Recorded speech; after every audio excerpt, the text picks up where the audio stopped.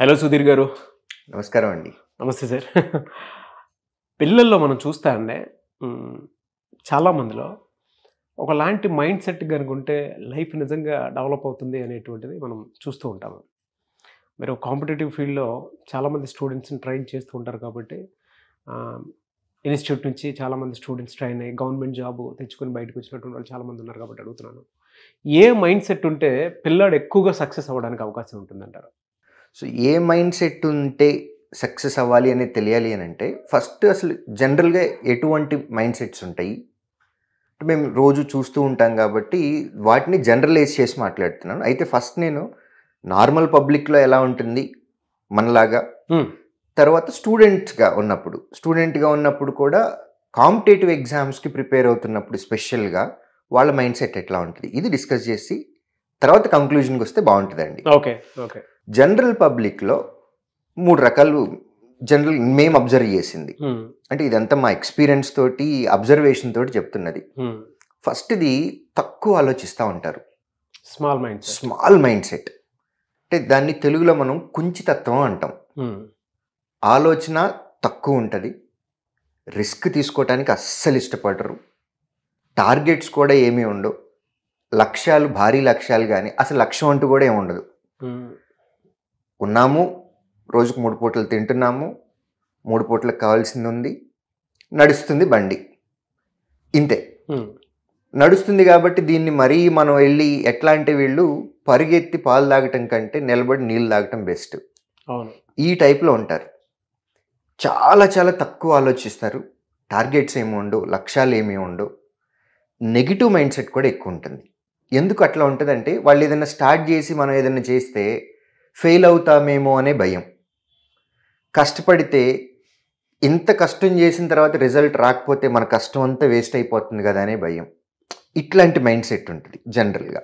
So negative feeling ఎక్కువ ఉంటుంది వాళ్ళల్లో. రెండోది మీడియం లెవెల్, మిడిల్ సెట్ అనమాట, middle mind set. Middle mind సెట్లో ఏంటి అని అంటే కాంబినేషన్ ఉంటుంది, యావరేజ్.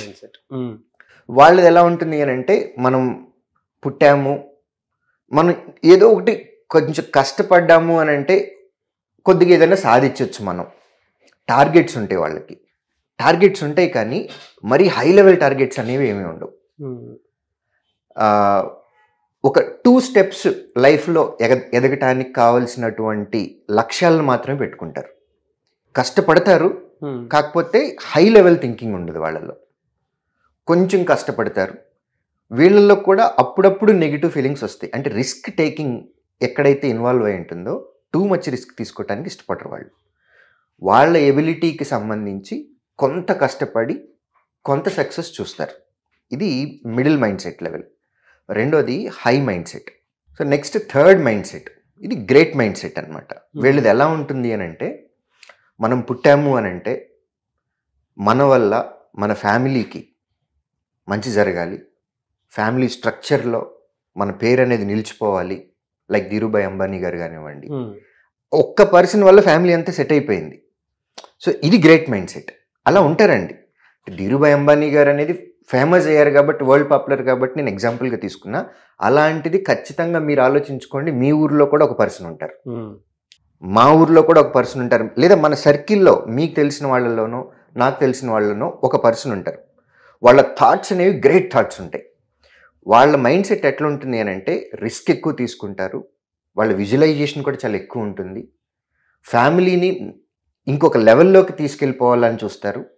వీళ్ళ వల్ల సొసైటీకి, వాళ్ళ ఫ్యామిలీకి, వాళ్ళ ఊరికి, ఆయనతో ఉన్నటువంటి రిలేటివ్స్కి, వీళ్ళందరికీ ఏదో ఒక మంచి చేయాలి అనే కష్టపడే తత్వం ఎక్కువ ఉంటుంది, టార్గెట్స్ ఎక్కువ ఉంటాయి, గోల్స్ ఎక్కువ ఉంటాయి, ఆలోచన పరిధి కూడా చాలా ఎక్కువ ఉంటుంది.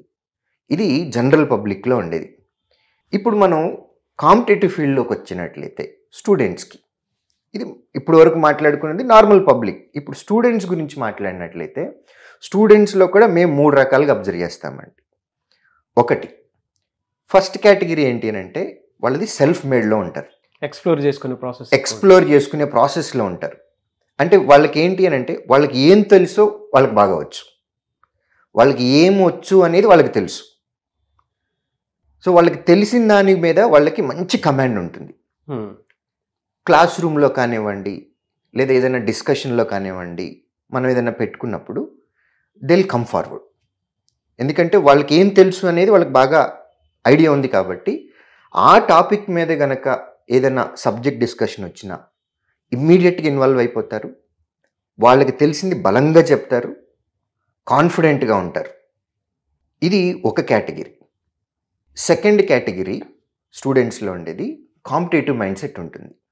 కాంపిటేటివ్ మైండ్ సెట్లో వాళ్ళకి ఏమి వచ్చో అంటే వాళ్ళ స్ట్రాంగ్ పాయింట్ ఏంటో వాళ్ళకి తెలుసు, అట్ ది సేమ్ టైం వాళ్ళ నెగిటివ్ పాయింట్ ఏంటో కూడా వాళ్ళకి తెలుసు. సో స్ట్రాంగ్ పాయింట్ మీద డిస్కషన్ వచ్చినప్పుడు వాళ్ళు దాన్ని పక్కన వాళ్ళకి ఎక్స్ప్లెయిన్ చేయడానికి ట్రై చేస్తారు. అట్ ది సేమ్ టైం వాళ్ళు దేనిలో అయితే వీక్గా ఉన్నారో అది తెలుసుకోవటానికి కూడా ఇష్టపడతారు, నేర్చుకోవడానికి కూడా ఎక్కువ ఇంట్రెస్ట్, నేర్చుకోవటానికి కూడా ఇష్టపడతారు. ఎందుకంటే తగ్గకూడదు. ఎస్, హెల్దీ కాంపిటీషన్ మాత్రం డెఫినెట్గా కరెక్ట్, ఛాలెంజ్ ఫేస్ చేయాలి అనే మోడ్లో. సో ఇందులో ఫస్ట్ కేటగిరీలో మాట్లాడుకున్నప్పుడు వాళ్ళు ఎట్లా ఉంటారు అని అంటే వాళ్ళకి తెలిసిన దాన్ని పక్కన వాళ్ళకి చెప్పటానికి ఇష్టపడతారు. ఎందుకంటే వాళ్ళకి స్ట్రాంగ్గా ఉన్నది ఏరియా అనేది వాళ్ళకి తెలుసు. ఎక్స్ప్లోర్ చేసుకోవటానికి, వాళ్ళని వాళ్ళు ప్రొజెక్ట్ చేసుకోవటానికి, అంటే ఒక గ్రూప్లో ఉన్నప్పుడు ఈ గ్రూప్లో నాకు ఎక్కువ నాలెడ్జ్ ఉంది అని చెప్పటానికి వాళ్ళు ఇష్టపడతారు. బట్ రిసీవింగ్లో అంటే వాళ్ళకి తెలియని కాన్సెప్ట్ ఏదైనా నేర్చుకోవాలి అని అంటే కొంచెం రిజిడ్నెస్ వస్తుంది. సెకండ్ పాయింట్ పీపుల్ ఎవరైతే ఉన్నారో కాంపిటేటివ్ ఫీల్డ్లో ఉండేటువంటిది కాంపిటేటివ్ మైండ్ సెట్ వాళ్ళు ఏంటి అని అంటే వాళ్ళకి తెలిసింది బలంగా చెప్తారు, తెలియంది నేర్చుకోవటానికి కూడా ఇష్టపడతారు. ఇది రెండో కేటగిరీ. మూడో కేటగిరీలో సోషల్ మైండ్ సెట్ లాగా ఉంటుంది వాళ్ళది. సోషల్ మైండ్ సెట్ అంటే ఏంటంటే గ్రూప్ ఆఫ్ పీపుల్లో ఉన్నప్పుడు డిస్కషన్స్లో ఎక్కువ పార్టిసిపేట్ చేస్తారు, ఫ్రెండ్ సర్కిల్ గ్రూప్ లాగా ఫామ్ అవుతారు, గ్రూప్ స్టడీస్ ఎంకరేజ్ చేసుకుంటూ ఉంటారు, వాళ్ళకి తెలిసింది పక్కన వాళ్ళకి ఎక్స్ప్లెయిన్ చేయడానికి ట్రై చేస్తారు. ఇన్ కేస్ దానిలో కనుక ఏదైనా మిస్టేక్ ఉన్నట్లయితే ఇమ్మీడియట్గా కరెక్ట్ చేసుకుంటారు. ఆ యాక్సెప్టెన్సీ అనేది అందరిలో ఉండదండి. అవును, ఎందుకంటే ఈగో గ్రూప్ ఆఫ్ పీపుల్ కూడా కలవాలన్నా కూడా కష్టమే, అక్కడ కలిస్తే దాని లెవెల్ వేరే ఉంటుంది. లైక్ మైండెడ్ పీపుల్ అని అంటాం. ఈ లైక్ మైండెడ్ పీపుల్ కనుక ఒక గ్రూప్లో ఉంటే వాళ్ళకి తెలిసింది పక్కన వాళ్ళకి ఎక్స్ప్లెయిన్ చేస్తూ వాళ్ళ సబ్జెక్ట్ని డెవలప్ చేసుకుంటారు. సబ్జెక్ట్ అనే కాదు, ఈవెన్ మన రెగ్యులర్ లైఫ్లో మనం బిహేవియర్ కానివ్వండి, సబ్జెక్ట్ ఒక్కటనే కాదు అన్ని ఆస్పెక్ట్స్ డిస్కస్ చేసుకుంటారు. వీళ్ళేంటి అని అంటే అకాడమిక్స్ ఒక్కటే కాకుండా మిగిలిన వాటి మీద కూడా ఇంట్రెస్ట్ ఉంటుంది. ఒక గ్రూప్గా ఫామ్ అవుతారు, లైక్ మైండెడ్ పీపుల్ ఉంటారు, అన్నీ డిస్కస్ చేసుకుంటారు, పర్సనల్స్ దగ్గర నుంచి మొత్తం డిస్కస్ చేసుకుంటారు. ఇలా వాళ్ళని వాళ్ళు ఇంప్రూవ్ చేసుకుంటూ పక్కన వాళ్ళని ఇంప్రూవ్ చేస్తూ యాజ్ ఎ గ్రూప్గా డెవలప్ అవడానికి ట్రై చేస్తారు. ఈ గ్రూప్ ఆఫ్ పీపుల్ ఎవరైతే ఉంటారో వీళ్ళల్లో ఎక్కడో ఒక చోట కొంత మిస్ అవుతూ ఉంటుంది. యాజ్ ఏ టీచర్గా కానివ్వండి, వెల్విషర్గా కానివ్వండి, యాజ్ ఏ గైడ్గా కానివ్వండి, మన డ్యూటీ ఏంటి అని అంటే వాళ్ళు ఎక్కడ మిస్ అవుతున్నారు, ఎక్కడ తప్పు చేస్తున్నారు, వాళ్ళ గ్రూప్లో ఏంటి లాగింగ్ అనేది ఐడెంటిఫై చేసి వాళ్ళని కరెక్ట్గా రైట్ పాత్లో కనుక మనం గైడ్ చేస్తే, వాళ్ళని కనుక డ్రైవ్ చేస్తే గ్రూప్ మొత్తానికి సక్సెస్ అనేది వస్తుందండి. ఆ సక్సెస్ ఎలా వస్తుంది అని అంటే అందరికీ ఒకేసారి వస్తుంది, ప్లస్ ది బెస్ట్ వస్తుంది. ఎలా సార్ అదే? నేను ఒక చిన్న ఎగ్జాంపుల్ తోటి ఒక ఎక్స్పెరిమెంట్ లాగా చేస్తాను. ఓకే, ఇది జస్ట్ ఎక్స్పెరిమెంట్ కాదు, ఇది జనరల్గా మనకు జరిగేటటువంటిది. ఇప్పుడు నేను ఏదైతే ఎక్స్ప్లెయిన్ చేశానో గ్రూప్లో అన్నీ ఉంటాయండి, అన్నీ ఉంటాయి, కానీ ఐదో తనం మిస్ అయింది అన్నట్టుగా అన్నీ ఉంటాయి, ఏదో ఒక చిన్నది మిస్ అవుతూ ఉంటుంది. ఒక్క ఐడియా, ఒక్క థాట్ ప్రాసెస్, మీరు దీన్ని ఇలా కూడా చేస్తే బాగుంటుంది అని ఒక గైడ్గా మనం ఒక్క చిన్న హెల్ప్ చేస్తే వాళ్ళకి గ్రూప్ మొత్తానికి కూడా షేప్ వచ్చేస్తుందండి. ఎలా వస్తుంది అనేది సైంటిఫిక్గా కూడా మనం ఒక చిన్న ఎక్స్పెరిమెంట్ ద్వారా మనం చేసి ఎక్స్ప్లెయిన్ చేయొచ్చు. Sure sir. నాగరాజ్ గారు, వీళ్ళందరూ స్టూడెంట్స్ అండి, వీళ్ళందరికీ కష్టపడే తత్వం ఉంది, లైఫ్లో ఒక పొజిషన్లోకి వెళ్ళాలి అనే లక్ష్యం ఉంది, అన్నీ చేస్తున్నారు, వాళ్ళకి ఏం కావాలో వాళ్ళకి ఐడియా ఉంది, టీం వర్క్ చేసే ఎబిలిటీ ఉంది, అన్నీ చేస్తున్నారు. కానీ వాళ్ళు రీచ్ అవ్వాల్సిన పొజిషన్కి ఒక చిన్నది ఏదో మిస్ అవుతుంది. ఒక టీచర్గా, ఒక గైడ్గా మన డ్యూటీ ఏంటి అని అంటే వాళ్ళు రీచ్ అవ్వాల్సిన పొజిషన్కి వాళ్ళు ఏం మిస్ అవుతున్నారు, ఎక్కడ ల్యాగ్ అవుతున్నారు, దానికి రీచ్ అవ్వటానికి మన సైడ్ నుంచి మనం ఒక ఐడియా ఇవ్వాలి, ఒక సజెషన్ ఇవ్వాలి. ఆ ఐడియా నేను ఇచ్చాను అని అనుకుంటే వాళ్ళు కావాల్సినటువంటి పొజిషన్లోకి వాళ్ళు వెళ్ళిపోతారు. సో యాజ్ ఎ టీచర్గా ఇక్కడ ఉన్నటువంటి స్టూడెంట్స్ ఏదైతే మిస్ అవుతున్నారో వాళ్ళు కావాల్సిన పొజిషన్కి రీచ్ అవ్వటం కోసం ఆ ఐడియా ఒక్కటి థాట్ ప్రాసెస్ చేంజ్ చేస్తున్నారు అంతే. వాళ్ళకు ఒక ఐడియా ఇస్తున్నాను, వాళ్ళ థాట్ ప్రాసెస్ చేంజ్ చేయడానికి ట్రై చేస్తున్నాను. వాళ్ళల్లో వాళ్ళే టీం వర్క్ చేసుకోవాలి, వాళ్ళకి కావాల్సిన పొజిషన్కి వాళ్ళు రీచ్ అవ్వాలి. చూడండి, ఒక్క ఐడియా మాత్రమే మనం ఇచ్చాము, టీం వర్క్ చేసుకుంటున్నారు, వాళ్ళకు వాళ్ళే హెల్ప్ చేసుకుంటున్నారు. మనం ఇచ్చిన ఒక్క చిన్న ఐడియా నుంచి వాళ్ళు రీచ్ అవ్వాల్సిన పొజిషన్కి వాళ్ళే రీచ్ అయిపోతున్నారు. స్టార్స్లా తయారవుతున్నారు సార్. ఫైనల్గా అందరూ కలిసి ఒక స్టార్ లాగా తయారవుతున్నారు. సో స్టూడెంట్స్లో ఆ ఎబిలిటీ ఉంది. వీళ్ళు సక్సెస్ అవుతారు, వీళ్ళు సక్సెస్ అవరు అని అంటూ ఏమీ ఉండదండి. వాళ్ళకి కావాల్సినటువంటి క్వాలిటీ ఏంటి, వాళ్ళకి కావాల్సినటువంటి పొజిషన్ ఏంటి, వాళ్ళు ఏం రీచ్ అవ్వాలనుకుంటున్నారు, దానికి వాళ్ళు కష్టపడుతున్నారా, సబ్జెక్ట్ ఎప్పటికప్పుడు ఎన్హాన్స్ చేసుకుంటున్నారా, పర్సనాలిటీని మార్చుకుంటున్నారా, గ్రూప్గా చదువుకుంటున్నారా. గ్రూప్గా చదువుకున్నప్పుడు డెఫినెట్గా ఏదో ఒకటి మిస్ అవుతూ ఉంటుంది. ఒక గైడ్గా, ఒక టీచర్గా మనం ఐడెంటిఫై చేయాల్సినది. మీ ఇన్స్టిట్యూట్లో అది ఇస్తారు కాబట్టి. ఎస్, ఎందుకంటే వాళ్ళకు వాళ్ళు ఎక్కడ మిస్ అవుతున్నారు, దీన్నే మనం సెల్ఫ్ పోస్ట్ మార్టం అని అంటాం. చేసేది అందరం మనుషులు, అందరం తప్పులు చేస్తూనే ఉంటాము. మనం చేసిన తప్పేంటో తెలుసుకోవాలి, ఫస్ట్ దాన్ని యాక్సెప్ట్ చేయాలి, దానిలో నుంచి బయటికి రావటానికి మనం ప్రయత్నించాలి. సో వాళ్ళకు వాళ్ళు చదువుకునే దానికంటే ఒక టీచర్ దగ్గరికి వచ్చినప్పుడు, ఒక కోచింగ్ సెంటర్ దగ్గరికి వచ్చినప్పుడు మేము వాటిని ఐడెంటిఫై చేస్తాం మా ఎక్స్పర్టైజ్ ద్వారా. ఎక్స్పీరియన్స్ వేరు, ఎక్స్పర్టైజ్ వేరు.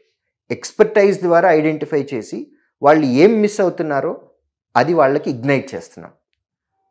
వాళ్ళల్లో వాళ్ళ స్ట్రెంగ్త్ని బట్టే టీం వర్క్ చేసుకొని వాళ్ళకి కావాల్సిన పొజిషన్కి వాళ్ళు రీచ్ అయిపోతారు. సో నాగరాజ్ గారు, స్టూడెంట్స్ కోచింగ్ సెంటర్కి వచ్చినప్పుడు ఎబిలిటీని బట్టి వీళ్ళకి ఉద్యోగం వస్తుంది, వీళ్ళకి ఉద్యోగం రాదు అని అయితే ఏం చెప్పలేమండి. అందరికీ అంటే ఉద్యోగం తెచ్చుకునేటటువంటి క్యాపబిలిటీ, ఆ స్కిల్ సెట్ ఉంటుంది. కాకపోతే యాజ్ ఎ టీచర్గా మనం వాళ్ళని రైట్ పాత్లో డ్రైవ్ చేయాలి. వాళ్ళ స్కిల్ సెట్ని బట్టి వాళ్ళు ఎక్కడ ఏది మిస్ అవుతున్నారో కోచింగ్ సెంటర్లో యాజ్ ఎ టీచర్గా మేము అది ఇస్తున్నాము. కాబట్టే వీళ్ళందరూ స్టార్స్ లాగా బయటకు వస్తున్నారు. Sridhar CCE is result super star. ఎందుకంటే ఏపీ, తెలంగాణ, కర్ణాటకలో 50% and above jobs Sridhar CCE స్టూడెంట్సే ఉన్నారు. దేనికి రీజన్ అని అంటే ఇదే.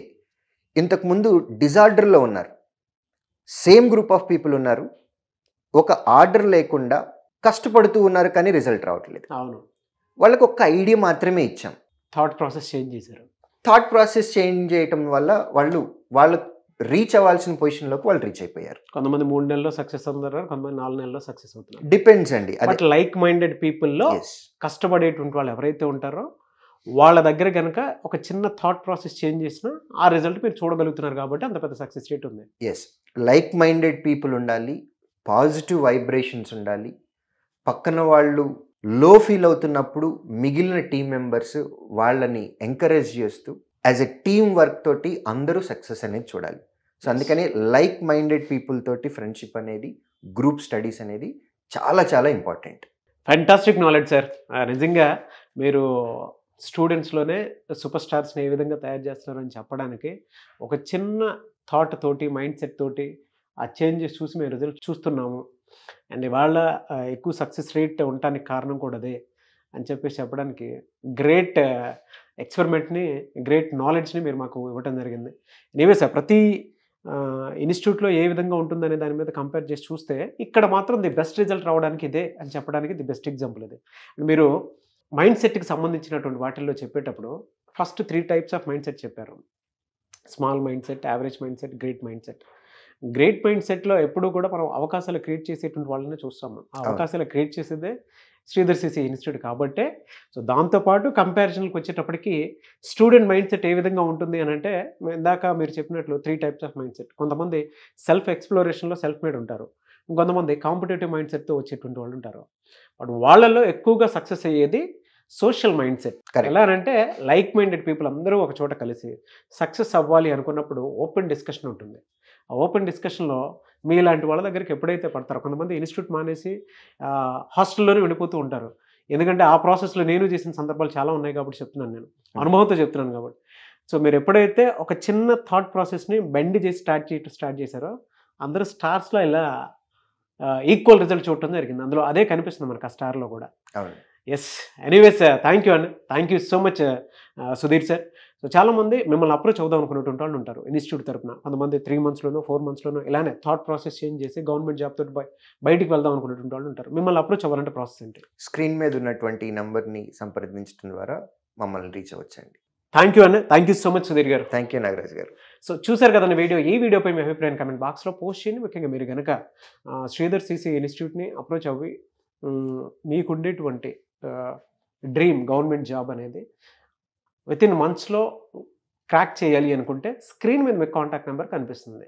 ఆ ప్రాసెస్ అంతా కనుక్కొని జాయిన్ అవ్వాలి అనుకుంటే దానికి మీరు call or message or WhatsApp చేసి వెంటనే ఎన్రోల్ చేసుకోండి. ఈ వీడియో లైక్ చేయండి, షేర్ మాత్రం తప్పకుండా చేయండి. ఇలాంటి మరిన్ని వీడియోస్ కోసం మా ఛానల్ ఫాలో అవ్వండి. Thank you. సో ఎవరు ఎక్కడి నుంచైనా అప్రోచ్ అవ్వచ్చా మిమ్మల్ని అప్రోచ్ అవ్వాలంటే? డెఫినెట్గా మాకు ఫీడ్బ్యాక్ సిస్టమ్ అనేది ఒకటి ఉంటుందండి.